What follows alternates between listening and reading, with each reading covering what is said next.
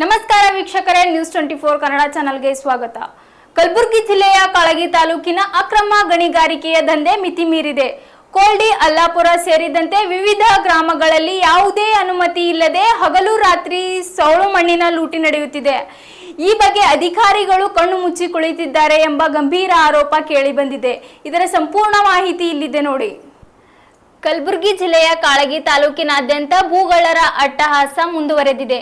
ಕೋಲ್ಡಿ, ಅಲ್ಲಾಪುರ ಹಾಗೂ ಸೂಗೂರು ಕೆ ಗ್ರಾಮಗಳ ವಿವಿಧ ಸರ್ವೆ ನಂಬರ್ಗಳಲ್ಲಿ ಕಳೆದ ಹಲವು ತಿಂಗಳಿನಿಂದ ರಾಜಾರೋಷವಾಗಿ ಅಕ್ರಮ ಸೌಳು ಗಣಿಗಾರಿಕೆ ನಡೆಯುತ್ತಿದೆ. ವೀರ ಕನ್ನಡಿಗರ ಸೇನೆಯ ಕಾರ್ಯಾಧ್ಯಕ್ಷ ವಿಠ್ಠಲ್ ಕೂಸಾಳೆ ಅವರು ಈ ದಂಧೆಯ ವಿರುದ್ಧ ಈಗ ಸಮರ ಸಾರಿದ್ದಾರೆ.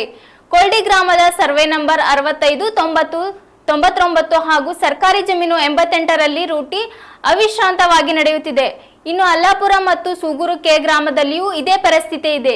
ಗುಂಡಪ್ಪ ಪೂಜಾರಿ, ಮುಸ್ತಫಾ, ನಾಗೇಶ್ ಗುತ್ತೇದಾರ್ ಸೇರಿದಂತೆ ಹಲವರು ಈ ಅಕ್ರಮ ದಂಧೆಗೆ ಕಿಂಗ್ ಪಿನ್ಗಳು ಎಂದು ದೂರಿನಲ್ಲಿ ಗಂಭೀರವಾಗಿ ಆರೋಪಿಸಲಾಗಿದೆ. ಕೇವಲ ಪರಿಸರ ಅಷ್ಟೇ ಅಲ್ಲ, ಕೋಲ್ಡಿ ಗ್ರಾಮದ ಮುರಾರ್ಜಿ ದೇಸಾಯಿ ವಸತಿ ಶಾಲೆಯ ಸಮೀಪವೇ ಈ ಗಣಿಗಾರಿಕೆ ನಡೆಯುತ್ತಿರುವುದು ಆತಂಕಕ್ಕೆ ಕಾರಣವಾಗಿದೆ.